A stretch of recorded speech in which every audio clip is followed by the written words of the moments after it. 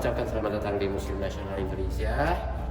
Tapi ini lebih dikenalnya dengan sebutan Museum Gajah. Kalau ini sudah masuk dari zaman masa prasejarah yang eranya itu sekitar 1,5 juta tahun yang lalu sampai ditemukannya prasasti gempa dari peninggalan kerajaan Kutai Kalimantan Timur.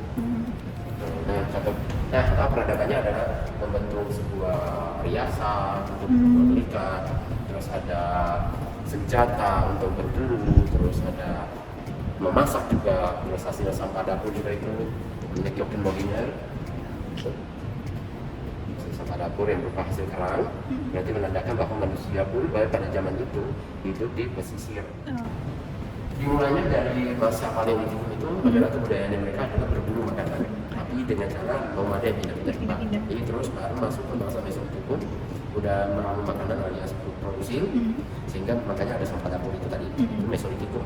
Untuk yang Neolitikum itu udah mengenal dari sistem adat istiadat kayak upacara keagamaan, pernikahan dan sebagainya, mereka udah mengenal.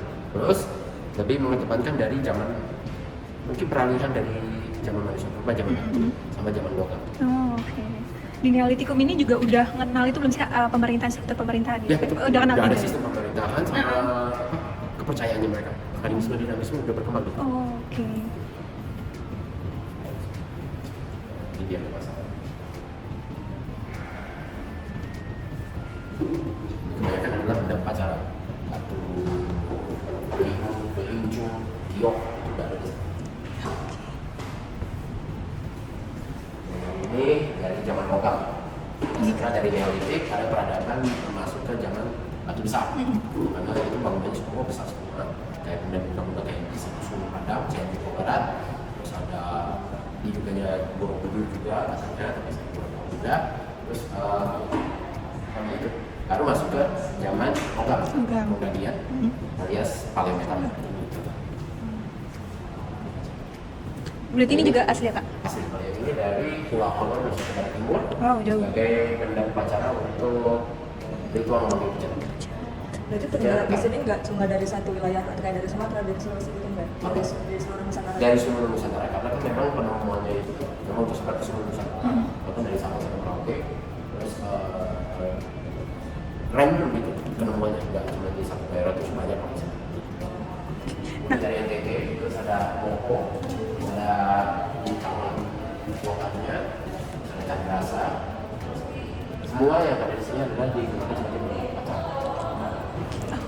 Tadi kan sedikit penemuan-penemuan ini tuh buat rata-rata buat upacara ya. Yes. Nah, maksudnya kayak sejak kapan sih mereka tuh menemukan ini, dan apakah langsung upacara ini pakainya ini gitu, atau gimana tuh Kak prosesnya? Kalau untuk prosesnya seperti penggunaannya, itu, penggunaannya sebenarnya adalah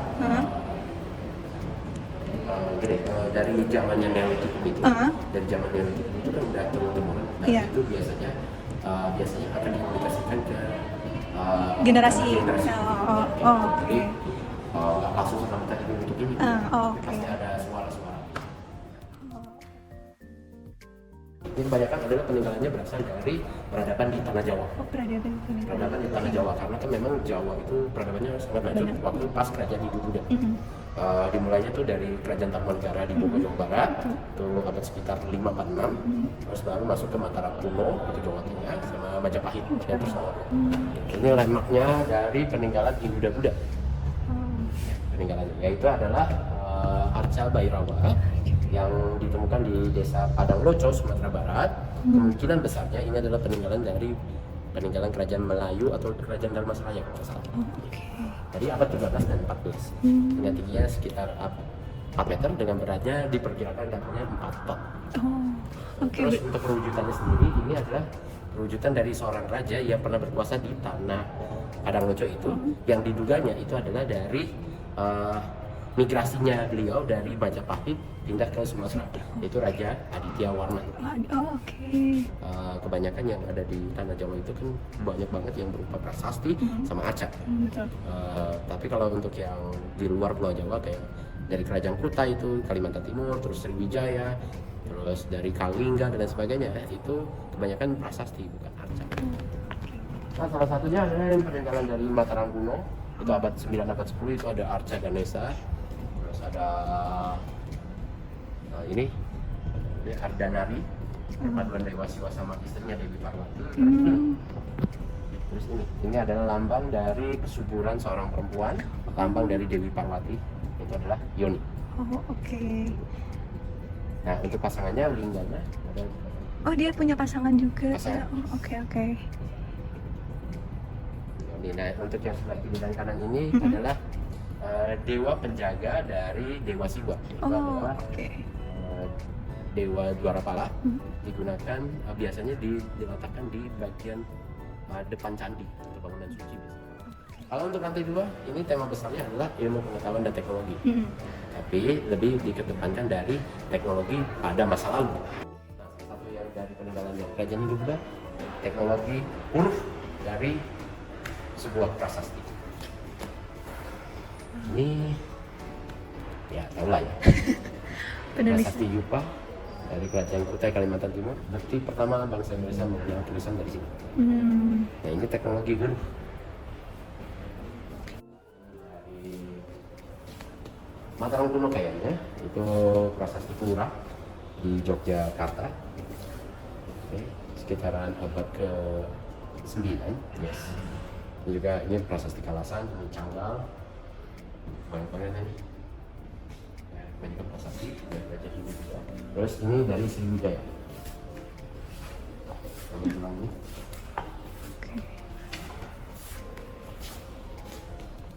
Penulisannya. Nah, ini prasasti Canggal. Ya, selamat siang. Halo, selamat siang. Perkenalkan, nama saya Sari dari Prodi Pendidikan Sejarah Universitas Negeri Jakarta. Kalau saya dari Komando Museum Nasional, nama saya Citra. Boleh bertanya sedikit ya? Boleh, beberapa pertanyaan. Oke. Pertanyaan ini tentang pandangan kakak ya sebenarnya. Seberapa penting sih peran dari peninggalan masyarakat, masa praksara gitu dalam membentuk masyarakat dan kebudayaan kita pada saat ini?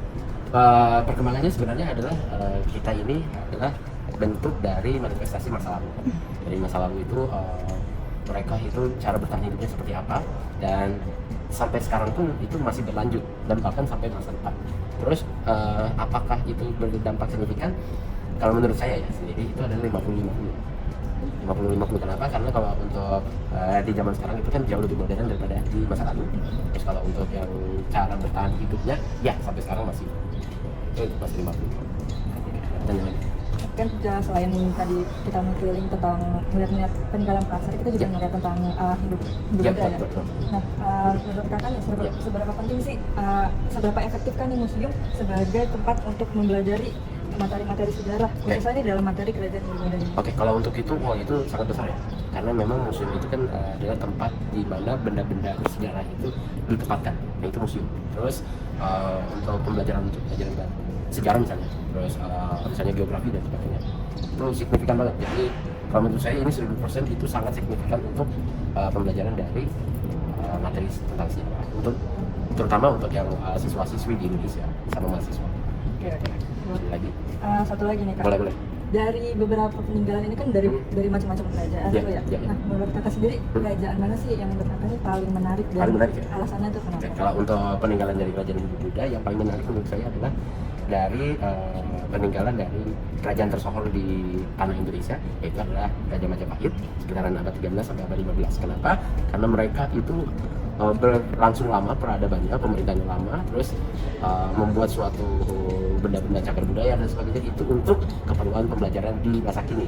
Itu Majapahit. Terus itu alasan kenapa. Terus yang kedua adalah alasannya adalah peninggalannya juga banyak sekali yang berkaitan sama masterpiece-nya museum.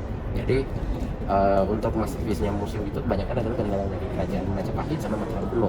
Dan di Museum Nasional kita juga punya benda dari yang terbuat dari emas, ya itu masterpiece museum. Itu peninggalannya berasal dari Majapahit juga.